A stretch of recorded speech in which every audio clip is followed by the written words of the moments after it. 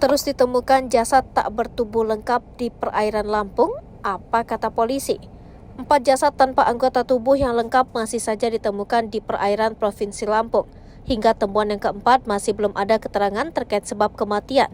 Dari arsip pemberitaan Kompas.com, jasad pertama ditemukan di Pantai Cuku Gayau, Kabupaten Tanggamus pada 15 Agustus 2023. Kapolsek Pematang Sawah, Ibda Arif Janto mengatakan, saat ditemukan jasad itu dalam keadaan menelungkup dan terhanyut ke tepi pantai. Korban berjenis kelamin laki-laki dan tidak ditemukan identitas di tubuh korban. Dari pengamatan luar, kondisi jasad itu telah mengalami pembusukan. Kemudian penemuan jasad kedua dan ketiga terjadi dalam satu hari yang sama, yaitu pada Rabu 6 September 2023.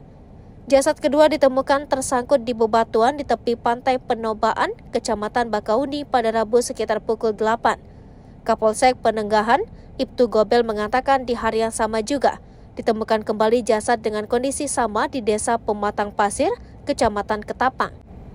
Jasad tersebut ditemukan tersangkut di tambak yang berada di tepi pantai pada Rabu 6 September 2023 malam sekitar pukul 21. Gobel mengatakan kedua jasad itu lalu dibawa ke RS Bob Bazar, Kalianda untuk diotopsi. Penemuan terkini terjadi di Pantai Karangbolong, Pekon, Desa Tegineneng, Kecamatan Limau, Kabupaten Tanggamus pada Kamis 7 September 2023 kemarin. Kapolsek Limau, Ibtu Dedianto mengatakan kondisinya mengambang. Sama seperti jasad sebelumnya, tubuh jasad keempat ini juga tidak lengkap. Korban berjenis kelamin perempuan dan hanya mengenakan celana pendek dan tidak ditemukan identitas. Ia diperkirakan telah meninggal dunia lebih dari 1 bulan.